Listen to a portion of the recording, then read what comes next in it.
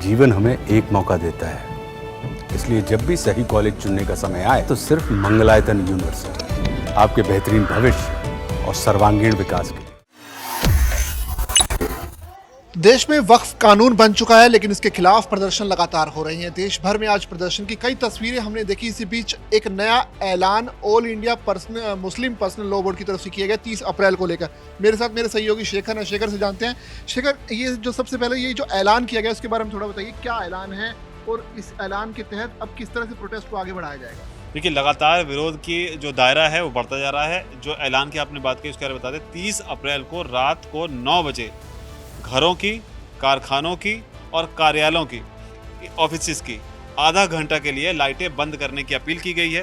कहा गया है कि वक्फ के खिलाफ जो कानून लाया गया है उसके खिलाफ, यानी कि वक्फ को बचाने के लिए ये मौन प्रदर्शन जो है वो मुस्लिम समाज करे। तो ये अपील की गई है। अब ये कितना असरदार होगा ये हम फिलहाल तो अभी नहीं कह सकते, इसलिए 30 अप्रैल इंतजार करना होगा। लेकिन जो बड़ी बात है वो आ रही है वारिस पठान को लेकर। वारिस पठान का मामला जो है मुंबई के बायकुला से सामने आया है। मुंबई में बायकुला इलाका है जहां पर हिंदुस्तानी मस्जिद है। वहां पर AIMIM जो वैसी की पार्टी है वो प्रदर्शन कर रही थी, और इसी प्रदर्शन में वारिस पठान जो है वो बताया जा रहा है कि मस्जिद पहुंचे थे नमाज अदा करने के लिए, और यहाँ पर उनको जो है वो हिरासत में लिया गया है। तो ये जो प्रोटेस्ट हुआ है ये तो मुंबई की बात हुई। इसके अलावा देश भर में आज प्रदर्शन की कुछ तस्वीरें सामने आई। हमने कोलकाता की तस्वीरें भी देखी, और इसके अलावा तमिलनाडु से, और हमने जैसे अभी मुंबई की बात की। तो जो प्रदर्शन है वो एक बड़े व्यापक स्तर पर अब देखने को मिल रहा है, और लगातार एक मुहिम चलाने की कोशिश हो रही है वक्फ के खिलाफ। ये जो कानून बना है उसके खिलाफ किस तरह से आगे बढ़ाएंगे, और सुप्रीम कोर्ट में जो 16 अप्रैल को सुनवाई होनी है उसको लेकर अब क्या कुछ तैयारियां मुस्लिम संगठनों की तरफ से हो रही है? मुस्लिम संगठन पूरी तरीके से एकजुट होता हुआ दिखाई पड़ रहा है इसके खिलाफ। कई सारे ऐसे लोग भी हैं जो वक्फ के समर्थन में हैं। मुस्लिम समाज से ही कई सारे ऐसे स्टेटमेंट आए हैं जो वक्फ का समर्थन करते हैं, जो उसकी पॉजिटिव साइड्स है उसको देखते नजर आए।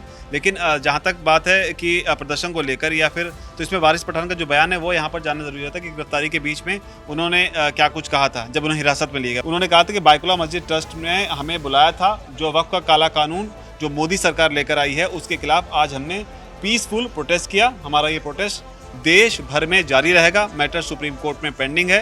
16 अप्रैल को सुनवाई होने वाली है। ये हमको संविधान ने अधिकार दिया है। ये काला कानून है और संविधान का गला घोंटा जा रहा है। फौरी तौर से ये कानून वापस लिया जाए। तो वारिस पठान की इस मांग से आप अंदाज़ा लगा सकते हैं कि किस तरीके से अब चीज़ें जो हैं आगे बढ़ रही हैं। कहीं ना कहीं हो सकता है ये सुप्रीम कोर्ट में जो 16 अप्रैल को सुनवाई होनी है उससे पहले इस तरह से बड़े स्केल पर प्रदर्शन करके एक दबाव बनाने की रणनीति जो है नीरज से हम कह सकते हैं। बिल्कुल। टोटल 20 याचिकाएं सुप्रीम कोर्ट में वक्फ कानून के खिलाफ लगाई गई, जिसमें सबसे पहली याचिका पर जो सुनवाई होगी वो AIMIM के जो चीफ है असदुद्दीन ओवैसी, उन्हीं की याचिका है। तो एक तरह से AIMIM इस मुद्दे पर काफ़ी बड़ी तरीके से आगे बढ़ने की कोशिश कर रहा है, और लगातार प्रोटेस्ट को आगे बढ़ाते हुए मुस्लिम संगठन फिलहाल दिख रहे हैं। लगातार अपडेट आप तक पहुंचाते रहेंगे। आप बने रहिए दैनिक जागरण के साथ।